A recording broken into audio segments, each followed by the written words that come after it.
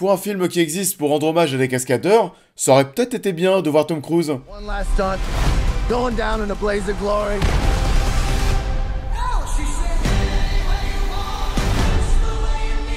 Bonjour à tous, j'espère que vous allez bien, on se retrouve en ce début de mois pour parler de The Fall Guy. On est reparti pour un mois pour réaliser plein de vidéos sur la chaîne, et d'ailleurs en voyant notre travail sur YouTube, vous avez peut-être, vous aussi, envie d'en réaliser. Et ben vous savez quoi, c'est possible facilement grâce à Wondershare Filmora. Wondershare Filmora est un logiciel de montage vidéo intuitif pour tous et à tous les niveaux. Il est possible de réaliser des vidéos impressionnantes et captivantes facilement avec l'aide de cet outil qui est un éditeur vidéo pour Windows. Et ça pourrait en aider certains d'entre vous pour créer des vidéos parce que oui, comme j'étais en train de le dire, vous passez du temps sur YouTube à regarder le travail des autres, vous avez peut-être, vous aussi, envie de créer des vidéos. Sauf que bon, avoir accès à un logiciel de montage performant et développer des compétences sans trop de soucis, et bah, c'est pas forcément donné à tout le monde. Et c'est là que Filmora va vous aider parce que c'est parfait pour les débutants. Et j'ai essayé le logiciel, il y a pas mal de fonctionnalités très plaisantes. En plus, Filmora 13 vient de sortir. La nouvelle version avec pas mal de nouveautés qui vont vous aider, dont les luttes, par exemple, de haute qualité qui sont disponibles. Là, par exemple, ici, j'ai plein de luttes, plein de filtres qui sont disponibles. Je peux apporter, vous savez, une tonalité différente. Ça peut servir pour des vlogs voyage, pour apporter une ambiance qui va être un petit peu plus cinématographique aussi, par exemple. Donc voilà, on a tout ça en quelques clics. Ancien appareil photo, on va voir ce que ça donne. Voilà, par exemple, on va mettre le Harry Potter. Voilà, le filtre Harry Potter. Tout est simple ici et ça facilite grandement votre avancée. Et ce n'est pas tout, il y a plein d'autres effets de choses intégrées directement dans Filmora. Plein de choses qui vous permettront d'améliorer vos vidéos, c'est donc parfait pour se lancer. En plus, il y a une version d'essai gratuite à vie pour vous aider. Vous avez aussi l'opportunité de vous abonner à la chaîne Wondershare Filmora France pour suivre les tutoriels et commencer à apprendre à monter des vidéos. Les liens sont disponibles comme d'habitude en description, donc n'hésitez pas à découvrir Wondershare Filmora. Star of the movie Tom Raider. is missing. We need you to find him. Why me? You're a stuntman. No one's gonna notice whether you're here or not.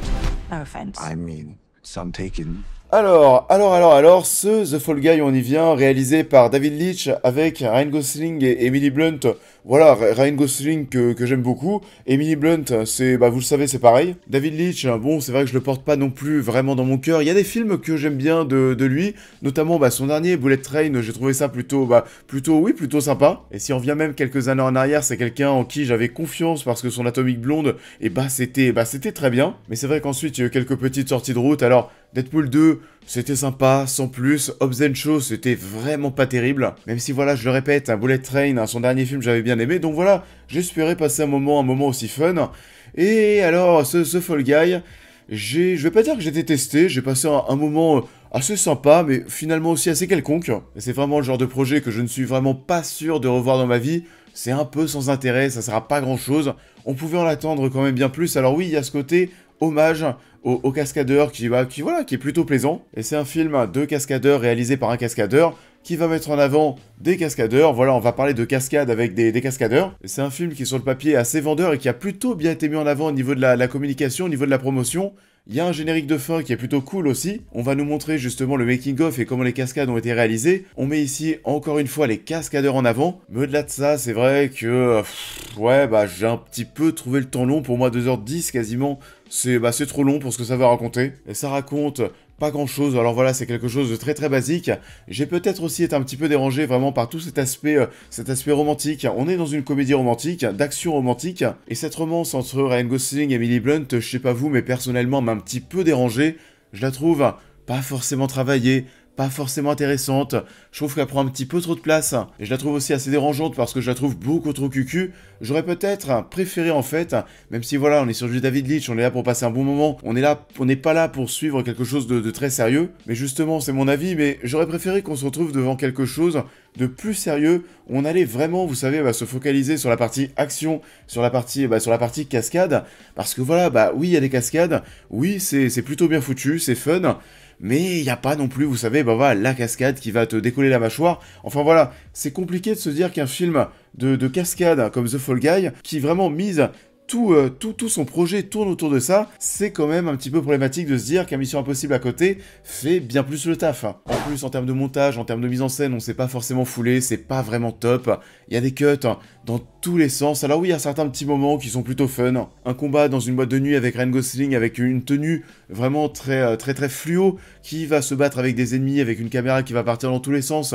Allez, pourquoi pas, il y a pas mal de petits plans séquences qui, allez, sont sympathiques, mais sinon ça va pas vraiment au-delà de tout ça. Il y a un côté assez méta parce qu'on va beaucoup parler du métier justement des cascadeurs et parler à quel point ils sont pas assez reconnus. On va avoir des personnages qui vont parler du fait de splitter l'image en deux en ayant justement un split screen à l'image. Et bien entendu, c'est aussi assez drôle de suivre Ryan Gosling qui interprète le rôle d'un cascadeur qui est lui-même doublé par des doubleurs cascades dans ce film. Il y a des moments où oui, bien entendu, ça se voit. Mais c'est là où justement je me pose la question, qui de mieux que Tom Cruise aurait pu tenir ce rôle? Voilà, avoir un vrai film de cascade sérieux avec Tom Cruise pour rendre hommage aux cascadeurs, pour moi, on ne pouvait pas faire mieux. The bad guys are closing in. We're gonna hide you. Nope, we're gonna beat the shit out of him.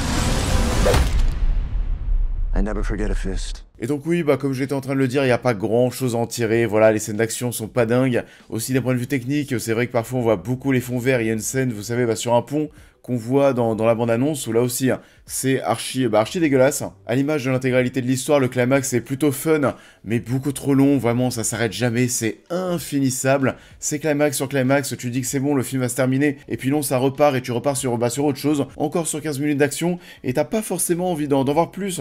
C'est bon, voilà, on a fait le tour. Et surtout que c'est dommage, parce que oui, comme on était en train de le dire, on a pu vraiment encore plus se focaliser sur la partie cascade, et sur les habilités, les compétences en plus qu'ont ces personnes. Il y a des moments par exemple qui sont assez intéressants. On va voir Ryan Gosling qui va se sortir de situations en mettant justement en avant ses compétences de cascadeur. Par exemple, un moment, on sait, alors il y a un ennemi face à Ryan Gosling qui a un flingue avec des armes, des munitions blanches. On a donc cet ennemi qui va tirer sur Ryan Gosling avec ses balles à blanc, et Ryan Gosling va parfaitement mimer le fait de se prendre des balles comme si c'était des vrais. Résultat, il va se faire passer pour mort et s'en sortir. On a aussi un moment où Ryan Gosling est attaché et va, vous savez, récupérer, on va dire, de l'essence. Il va récupérer de l'essence dans sa bouche. On va allumer un briquet en face de lui et il va souffler justement cette essence pour devenir un cracheur de feu. Et ça se prend pas vraiment au sérieux et c'est pour ça que je pense que ça va diviser auprès de certaines personnes. Même ça, vous savez, j'ai pas trop compris ce délire aussi. Le film que réalise Emily Blunt, où c'est un mix, je sais pas, de Dune, de Mad Max, de Rebel Moon, voilà, on dirait un truc réalisé par Snyder, un truc bien barré qui a l'air vraiment de très mauvaise qualité. Ouais, voilà, le rôle d'Aaron Taylor Johnson aussi qui voilà, vend pas forcément du rêve. Lui aussi, voilà, c'est vrai qu'à chaque fois, il fait très clown, en fait, de service. Et voilà, on sait qu'il y a toutes ces rumeurs autour de lui, autour de sa potentielle arrivée dans le rôle de 007. Ça serait peut-être lui qui deviendrait le nouveau James Bond. Personnellement, j'ai un petit peu de mal à le voir dans ce rôle. Donc oui, voilà, en gros, vous l'avez compris, c'est le petit projet popcorn, pas prise de tête de ce début de mois. Bon, on va pas se mentir, on attend quand même bien plus Furiosa et la planète des singes. That's me, Colt Sievers. And this is my hero's journey.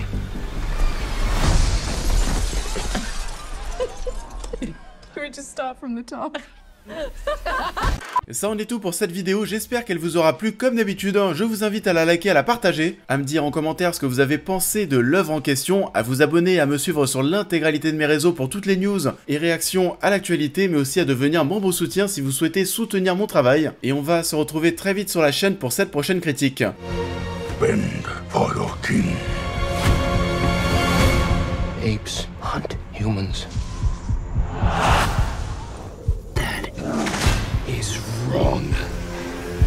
Et oui, comme on l'évoquait, on va se retrouver pour une très grosse attente prochainement, le nouveau film La planète des singes.